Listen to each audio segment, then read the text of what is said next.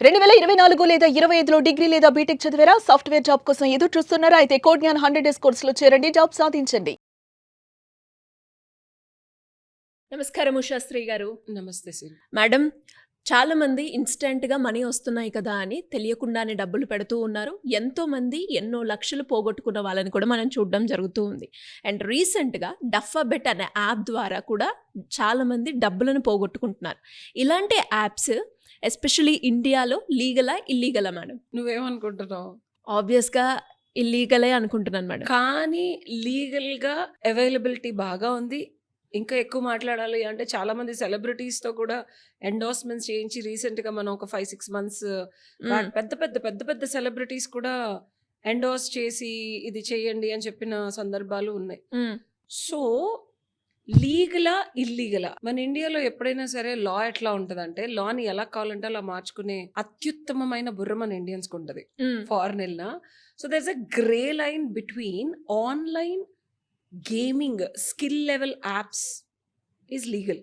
Betting apps are illegal. నీకేం అర్థమైంది? So, betting apps ఏవైతే ఉంటాయో, నార్మల్ గేమ్స్ అయితే లీగల్ అని అర్థమైంది. బెట్టింగ్ యాప్స్ మనం డబ్బులు పెట్టేది మాత్రం ఇల్లీగల్ అని అర్థమైంది. ఇది నేను నీకు డీటెయిల్డ్‌గా నేను క్లియర్ కట్‌గా చదివి చెప్తాను. ఎందుకంటే I don't want to miss on the clarity of the information. Information technology intermediate guidelines and digital media ethics code amendment rules 2023 April 6న ఏమని చెప్పిందంటే, ఆన్‌లైన్‌లో రియల్ మనీ గేమ్స్ ఇండియాలో చేయొచ్చు. కానీ అది సెల్ఫ్ రెగ్యులేటరీ ఫ్రేమ్‌వర్క్ అడ్మినిస్ట్రేషన్ ద్వారా మాత్రమే. అదెవరు చేస్తారు? Ministry of electronics and information technology. Okay. కొన్ని డెఫినిషన్స్ ఇచ్చింది. ఏమని ఇచ్చిందంటే, online gaming intermediary OGI. So, online gaming intermediary అనేది an intermediary offering online games accessible via internet. So, online games ఆడుకోవచ్చు. నేను క్లియర్ కట్‌గా చెప్తున్నా. ఓకే. అక్కడి వరకు క్లారిటీ ఉంది కదా! ఆన్‌లైన్ గేమింగ్, బెట్టింగ్ ఉందా అందులో అనేది చెప్పట్ల. Online games acceptable. Okay. Online real money game. Madam డబ్బులు పోగొట్టుకుంటున్నారు లక్షలు లక్షలు అని. ఓకే. ఇక్కడ కూడా and online game where users make a deposit cash కానీ or kind with expectation of earning or winnings కూడా acceptable. Online real money game is also acceptable. Permissible online real money game. An online real money game that has verified as permissible by an online gaming self regulatory body SRB అంటారు. Under rule 40A. OGIs లీగల్‌గా online real money games only if permissible అంటే SRB verified. Unverified real money games are prohibited once the regime is fully operational. So, ఇదొక normal సామాన్య మానవుడికి ఇక్కడ verification process rule 4A details, no urging, complaints with IT rules, contractual age complaints, SRB framework complaints, national security, user harm safeguards, child protection loss ఉంటాయి. చైల్డ్‌కి ఏదన్నా ఈ game వల్ల harm అయినా మళ్ళీ ప్రాబ్లమే. అండ్ అడిక్షన్ కంట్రోల్స్, రిపీట్‌గా గేమ్ ఇంకా ఆడాలి, ఇంకొంచెం పెట్టాలి, ఇలాంటివి ఏదన్నా ఉన్నా సరే దట్ ఈస్ నాట్. అట్లాగా కొన్ని మనకి చెక్ లిస్ట్ ఇచ్చింది. Okay. OGI obligations for permissible games rules 4A and 4B కింద ఇంకా చాలా ఇచ్చింది. సో, ఈ డీటెయిల్స్ అన్నీ ఒక సామాన్య మానవుడికి నీకేం అర్థమైంది ఇప్పుడు ఇవన్నీ చెప్పాను నేను కదా! ఇందువలన చేత అన్నట్టు ఆన్‌లైన్ బెట్టింగ్ ఏమో ఇప్పుడు ఇది చదువుకున్నావు గదా! పర్మిసిబులా? కాదా? కాదు. డబ్బులు యాక్సెప్టెన్స్ అంటుంది. డబ్బులు పెట్టుకోవచ్చు అంటుంది. విన్నింగ్ కోసం నువ్వు డబ్బులు ఇన్వెస్ట్ చేయొచ్చని గవర్నమెంటే చెప్తుంది. This a difference between skill. Brain games చూస్తున్నాము. స్కిల్‌ని పెంచుకోవడానికి there were lot of online games which మనం అందులో పర్చేస్ చేసి కూడా చేస్తున్నాం కొన్ని. Okay. Till that time it was okay. చాలామంది అడిక్ట్ కూడా అయ్యారు. ఒకానొక టైంలో నేను ఇప్పటి వరకు ఆడలేదు ఒకటి. అందరూ కలిసి గ్రూప్‌గా ఆడుకోవడం. ఇవన్నీ online games are permissible in which money is also involved. And if you win you can buy some. నేనే ఒక రూ. 250 పెట్టి ఆ క్యాండీ క్రషో ఏవో ఆడుతూ ఉంటాం గదా! సో, ఆన్‌లైన్ గేమ్స్ మొత్తం పర్మిసిబుల్ కాదని గాదు. సో, అందులో ఉన్న చిన్న చిన్న లొసుగులు తీసుకొని డబ్బులు ట్రాన్సాక్షన్‌ని చిన్న యాక్సెప్టబుల్‌గా తీసుకొని బెట్టింగ్ అనే స్టేజ్ లాగా కాకుండా, లేకపోతే ఇల్లీగల్‌గా కాకుండా ఒక జాగ్రత్తగా, ఒక పద్ధతిగా మీరు ఇన్వెస్ట్ చేయండి. ఈ ప్రొడక్ట్ కొనండి. ఈ ప్రొడక్ట్ కొంటే మీకిన్ని డబ్బులొస్తాయని నేను కూడా పెట్టా. నేనెంత వెర్రిగా అంటే క్రెడిబిలిటీ ఫ్రెండ్ చెప్పింది బాంబేలో ఉంటది. ఆల్రెడీ తనైతే లక్షలు పెట్టింది. నేను ఓన్లీ 10,000 పెట్టా. అసలు ఏంటి? ఇందులోకెళ్తే ఏం జరుగుతది? అనుభవపూర్వకంగా తెలియాలి కదా! గాంధీ గారు ఫలానా వాళ్ళకేదో చెప్పమంటే ముందు ఈయన నేర్చుకొని చెప్పినట్టు ముందు నేను చేశానది. Last year 2 years back. Okay. So, ఒక 10,000 పెట్టా. వాడు ఏం చేస్తాడంటే తెలుసా? 10,000 పెట్టిన తర్వాత నెక్స్ట్ డే నీకు ఒక 11,200 ఏదో వచ్చాయి. ఆ 1,200 విత్‌డ్రా చేసుకోవచ్చు. లేదా మొత్తం కూడా విత్‌డ్రా చేసుకోవచ్చు. మనకి ఆ హ్యూమన్ టెండెన్సీ ఏముంటది? ఇంకొంచెం పెడదాం. అట్లా ఒక 5, 6 రోజులు నేను విత్‌డ్రా చేసుకొనిస్తాడు. అక్కడ ఏమిచ్చాడు? ఆన్‌లైన్ గేమింగ్‌లో డబ్బులేసుకోవచ్చు. నువ్వేదైనా ప్రైజ్ విన్ అయితే తీసుకోవచ్చు. That was designed. ఈ బెట్టింగ్ యాప్‌లు కానీ, ఫ్రాడ్ చేసే యాప్‌లు కానీ, మోసపూరితంగా మన డబ్బుల్ని ఒక అకౌంట్ నంబర్ ఇస్తే ఆ అకౌంట్‌లోంచి కూడా డబ్బులు తీసేసుకునే ఈ పరిస్థితులు గానీ, డెఫినిట్‌గా మనం యూపీఐ ట్రాన్సాక్షన్స్ చేసినప్పుడు మన అకౌంట్ డీటెయిల్స్ ట్రాన్స్‌ఫర్ అవుతూ ఉంటాయి కదా! సో, 3, 4 డేస్ నాకు డబ్బులొచ్చాయి. వస్తున్నాయి కదా అని చెప్పి వీళ్ళు మనం 10,000 పెడితే ఎక్స్‌ట్రా రావడము, అట్లా వచ్చేది లక్షలు పెట్టేశారు.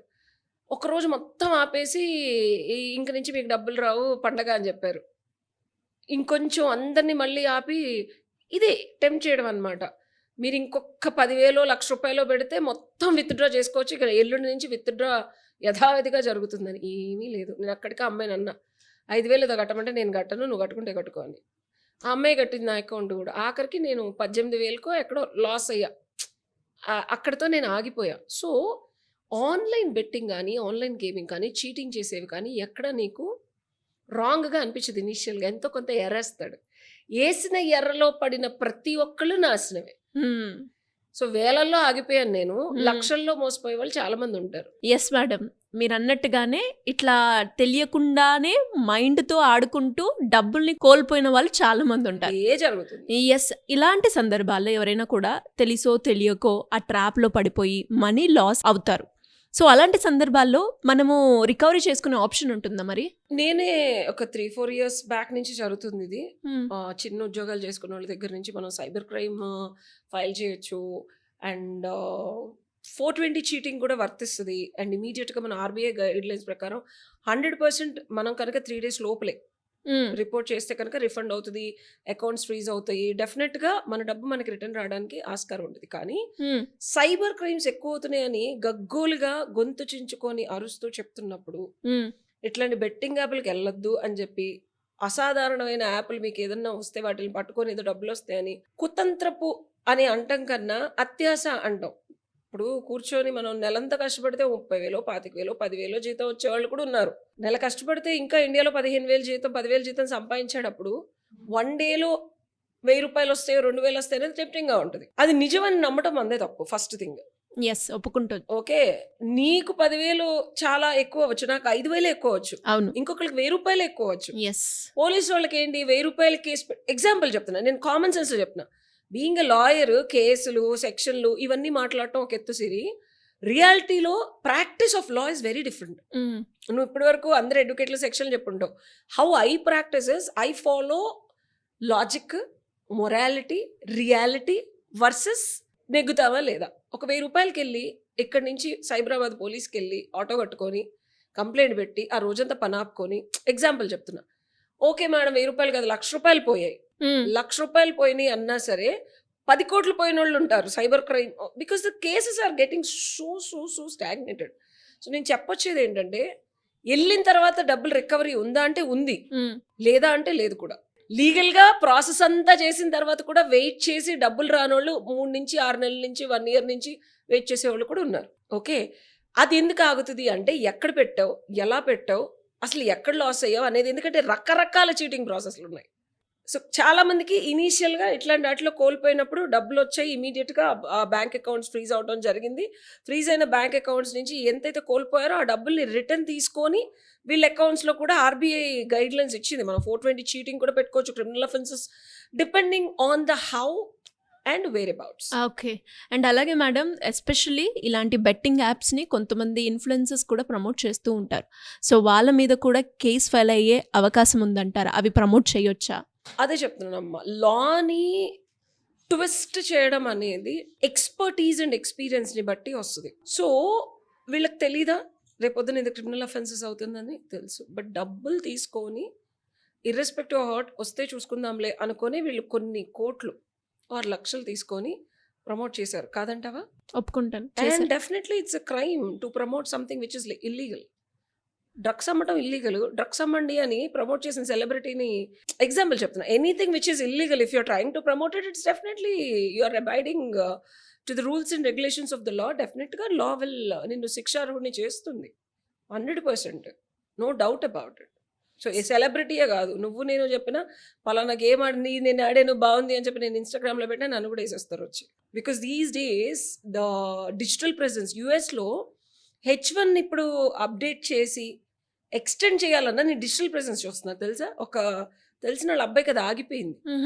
నీ డిజిటల్ ప్రెజెన్స్ ఎలా ఉంది, నువ్వు దేశభక్తిని లేకపోతే పాకిస్తాన్ని నువ్వు సపోర్ట్ చేస్తున్నావు ఇట్లా అది కూడా చూస్తున్నా. అయ్యో దిస్ బికేమ్ అ రూల్.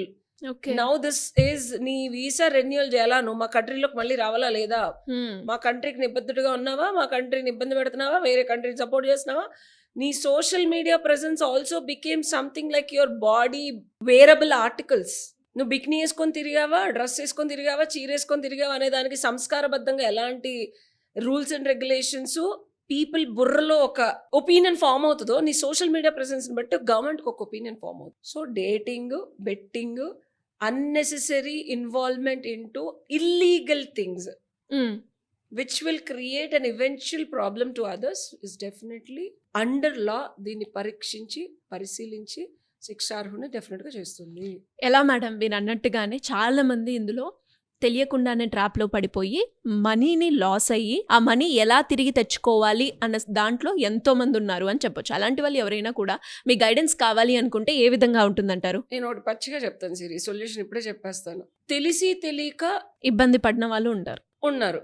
నేనేమంటానంటే అడ్డదారుల్లో తక్కువ టైంలో ఇలా పెడితే అలా వచ్చేస్తుందని నమ్మి బుద్ధి జ్ఞానం అప్లై చేయకుండా పెట్టడం అనేది తగ్గించుకోండి. అది బెస్ట్ సొల్యూషన్. తెలుసో తెలియకో ఏదో పెట్టారంటే డెఫినెట్గా లీగల్ రెమెడీస్ ఉన్నాయి. You can contact me, I'll try to support you in every way to get your money back. And కింద స్క్రోల్ అవుతున్న నెంబర్స్కి you can contact me and my people will definitely give my appointment. డెఫినెట్గా ma'am. Thank you so much. Thank you.